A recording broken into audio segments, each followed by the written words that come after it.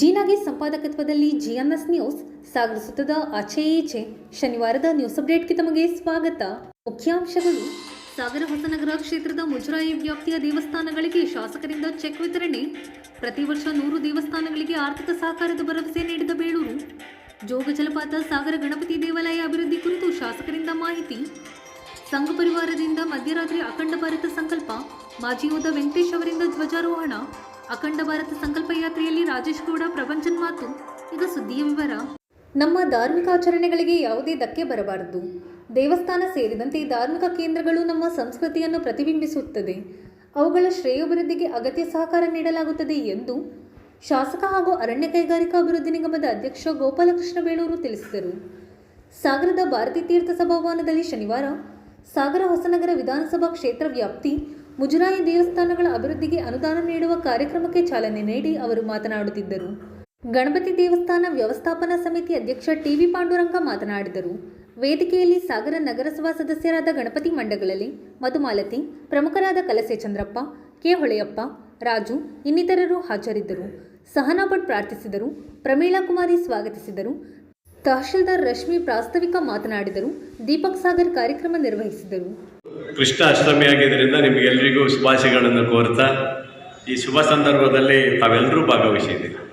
ಒಂದು ಕರೆ ಕೊಟ್ಟಂಥ ಸಂದರ್ಭದಲ್ಲಿ ಎಲ್ಲ ಕೆಲಸಗಳನ್ನು ಬದಿಗೊತ್ತಿ ತಾವೆಲ್ಲರೂ ಇಲ್ಲಿ ಭಾಗವಹಿಸಿದ್ದೀಯಲ್ಲ, ಅದೇ ನಮ್ಮ ಒಂದು ಪುಣ್ಯ ಅಂತ ಭಾಗ್ಯ. ಯಾಕಂದರೆ ಇವತ್ತಿನ ಕಾರ್ಯಕ್ರಮ ಅದು ವಿಶೇಷವಾಗಿ ಯಾವ ದೇವಸ್ಥಾನಗಳಿಗೆ ಇವತ್ತು ಹಿಂದೆ ದುಡ್ಡು ಸಿಗಲಿಲ್ಲ, ಯಾವ ದೇವಸ್ಥಾನಗಳಿಗೆ ಅಭಿವೃದ್ಧಿ ಆಗಲಿಲ್ಲ, ಅವೆಲ್ಲವನ್ನು ನನ್ನ ಗಮನಕ್ಕೆ ಬಂದಂಥದ್ದು ಮಾತ್ರ ನಾನು ಕೊಟ್ಟಿದ್ದೀನಿ. ಇನ್ನೂ ಭಾಳ ಜನ ಕೊಡ್ತಾನೇ ಇದ್ದಾರೆ, ಆನಂತರ ಕೊಟ್ಟಿದ್ದಾರೆ. ಯಾವ ಬಿಡುಗಡೆ ಆದಮೇಲೆ ಸರ್ ನಮ್ಮ ದೇವಸ್ಥಾನ ಇದೆ, ಸರ್ ನಮ್ಮ ದೇವಸ್ಥಾನ ಇದೆ ಅಂತೇಳಿ ಭಾಳ ಜನಕ್ಕೆ ಅರ್ಜಿ ಬರ್ತಾರೆ. ಯಾರೂ ಹೆದರ್ಕೊಳ್ಳೋಬೇಕಾಗಿಲ್ಲ. ಭಾಳ ಜನ ಏನಾಗಿದೆ, ಸರ್ಕಾರ ದುಡ್ಡು ಬಂದ ತಕ್ಷಣ ಹೇಳಿದ್ರು, MLA ಅವರೆಲ್ಲ ಏನು ಮಾಡ್ತಾರೆ ಅಂದರೆ ಅವರೆಲ್ಲ ರಸ್ತೆಗಳೇ ಹಾಕಿಬಿಟ್ಟಿರ್ತಾರೆ. ನಾವು ರಸ್ತೆ ಜೊತೆ ಸ್ವಲ್ಪ ದೇವಸ್ಥಾನಕ್ಕೆ ಜಾಸ್ತಿ ಕೊಡ್ತೀವಿ. ಜೊತೆಗೆ ಯಾವ ಸಮಾಜ ಇದೆ, ಭಾಳಷ್ಟು ಜನ ಸಮಾಜದಲ್ಲಿ ಭಾಳಷ್ಟು ಎಲ್ಲ ವರ್ಗದವರಿದ್ದಾರೆ. ಅವರು ತಮ್ಮ ಸಮಾಜದ ಸಭಾಭವನ ಮತ್ತು ಇದು ಏನು ಅವರ ಕಟ್ಟಡಗಳನ್ನು ಮಾಡ್ತಾರೆ. ಅವು ಎಲ್ಲ ಏನಾಗಿದೆ, ಅರ್ಧಕ್ಕರ್ಧ ನಿಂತೋಗ್ಬಿಟ್ಟಿದೆ. ಅವು ಸಹ ಅವು ಅರ್ಧದಲ್ಲೇ ನಿಂತೋಗಿದೆ. ಅದಕ್ಕೂ ಸಹ ಈಗಾಗಲೇ ಹಣವನ್ನು ಬಿಡುಗಡೆ ಮಾಡೋ ರೀತಿಯಲ್ಲಿ ಈಗಾಗಲೇ ಒಂದೊಂದೇ ಕೊಡ್ತಾ ಇದ್ದೀವಿ. ಇವತ್ತು ಅದನ್ನು ಕೊಡ್ತಾ ಇದ್ದೀವಿ. ಭಾಳ ಜನರಿಗೆ ಏನಾಗಿದೆ, ಇನ್ನೂ ದೊಡ್ಡ ದೊಡ್ಡ ದೇವಸ್ಥಾನಗಳನ್ನು ಪಾಪ ಕೋಟ್ಯಾಂತರ ರೂಪಾಯಿ ದೇವಸ್ಥಾನ ಕಟ್ಟಿದ್ದಾರೆ. ಆ ಕೋಟ್ಯಾಂತರ ರೂಪಾಯಿ ದೇವಸ್ಥಾನ ಕೊಟ್ಟಿದ್ದರಲ್ಲಿ ನಮ್ಮ SS ಬೋಗಲ್ ಒಂದಿದೆ, ಅದು ಕಮ್ಮಿ ಆಗಿಬಿಟ್ಟಿದೆ ಹಣ.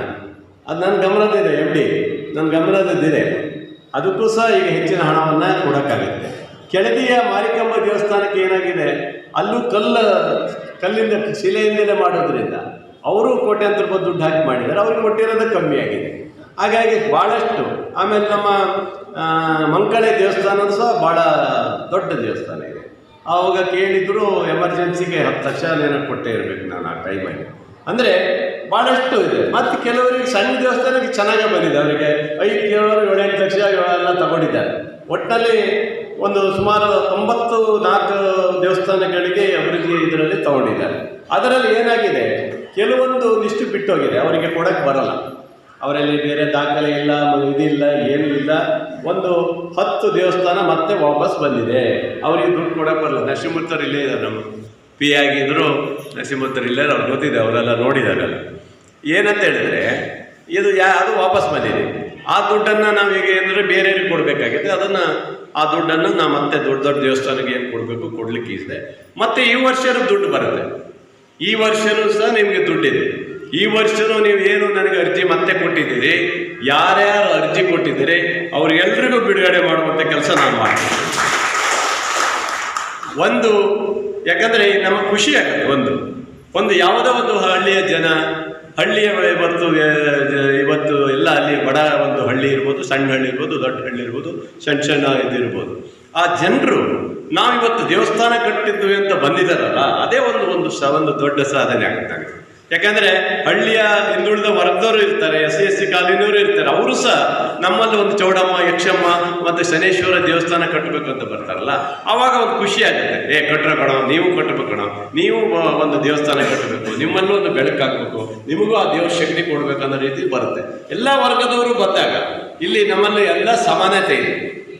ಯಾವುದೇ ಇಂಥ ಇದು ಅದು ಅಂತ ಅಥವಾ BJP ಕಾಂಗ್ರೆಸ್ ಒಂದು ಬರೋದು ನಾವು ಕೊಡೋದೇ ಇಲ್ಲ, ಆ ಥರ ಇಲ್ಲ. ಇಲ್ಲಿ ನನಗೆ ಎಲ್ಲರಿಗೂ ಸಮಾನತೆ ಇರುತ್ತೆ.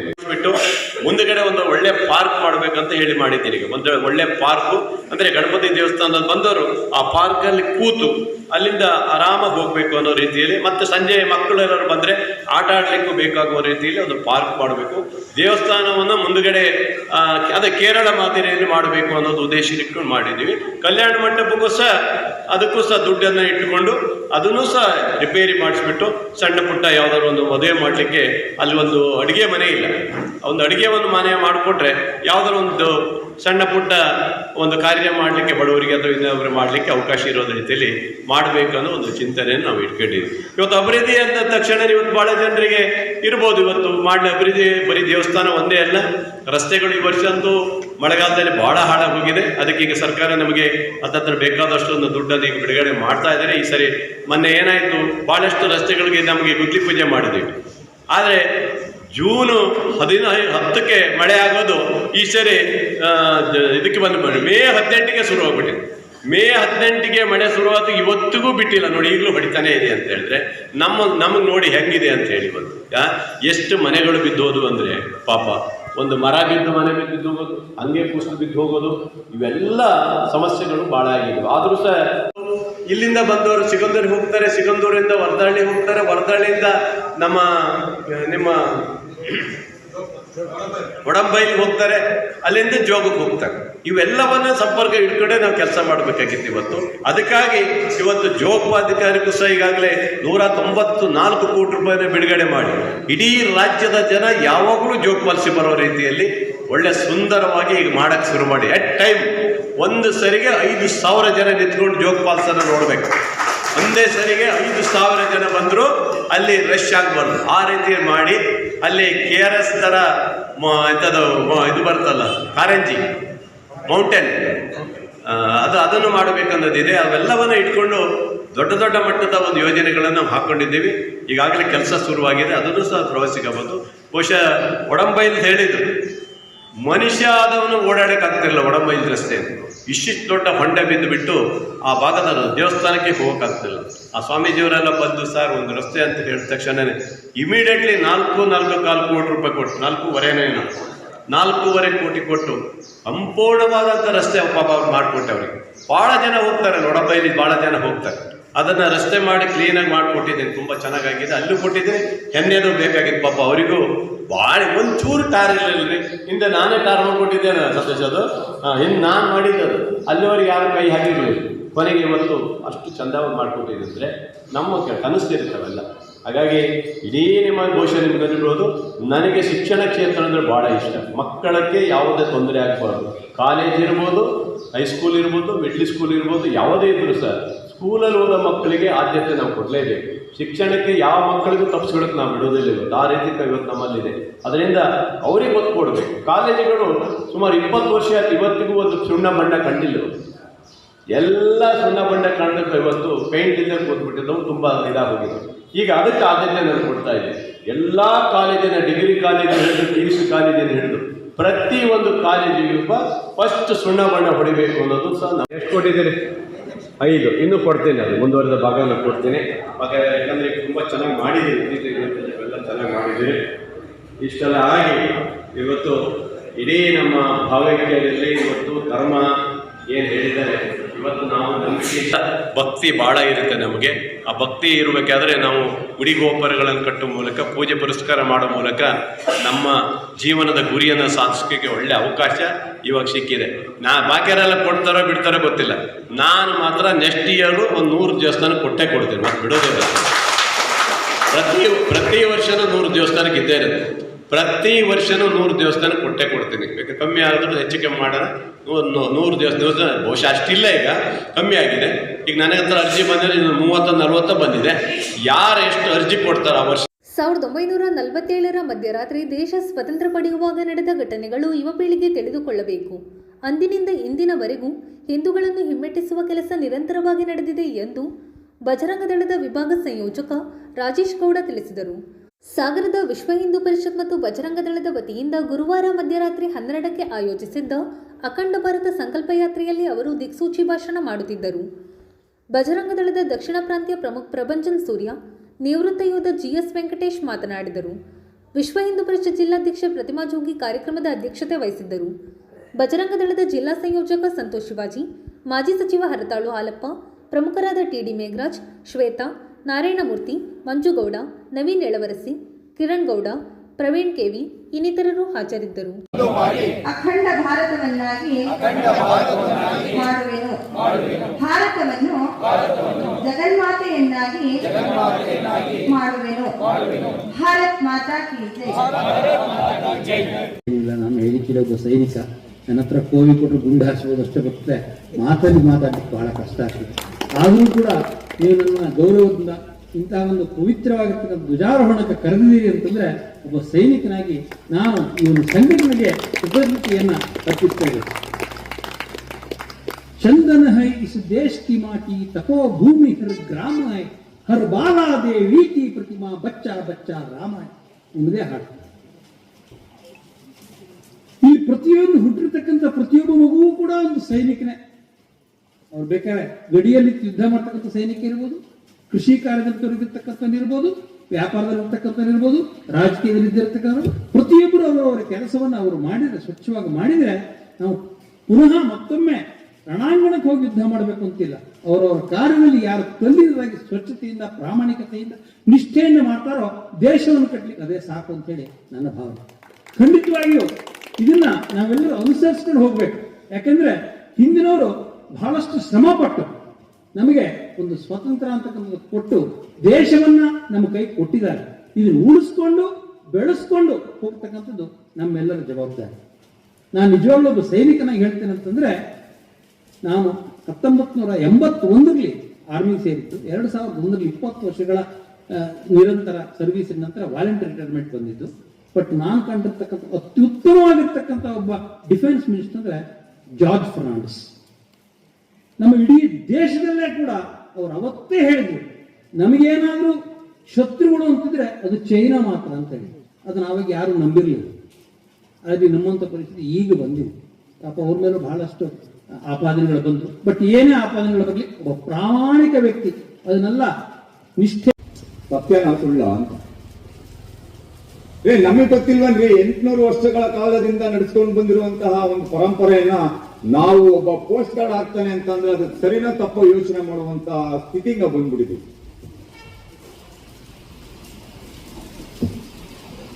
ಹದಿನಾರು ಕಡೆ ಆಗಿದ್ರು ಏನೂ ಸಿಕ್ಕಿಲ್ಲ.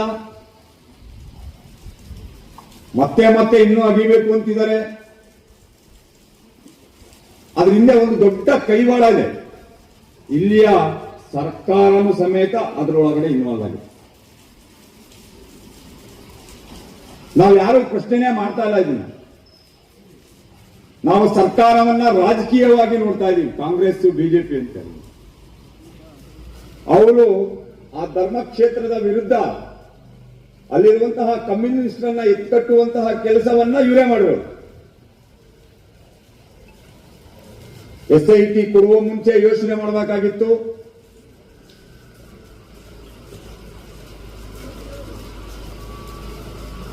ಯೋಚನೆ ಮಾಡಬೇಕು.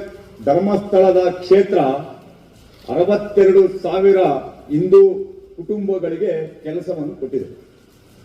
62,000 ಕುಟುಂಬ, 62,000 ಜನ ಗ್ರಾಮಾಭಿವೃದ್ಧಿ ಯೋಜನೆ ಒಳಗಡೆ ಕೆಲಸ ಮಾಡ್ತಾ ಇದ್ದಾರೆ. ಆ 62,000 ಕುಟುಂಬದ ಪೂರ್ತಿ ಹೊಣೆಗಾರಿಕೆಯನ್ನ ಧರ್ಮಸ್ಥಳ ಕ್ಷೇತ್ರ ವಹಿಸಿಕೊಂಡಿದೆ.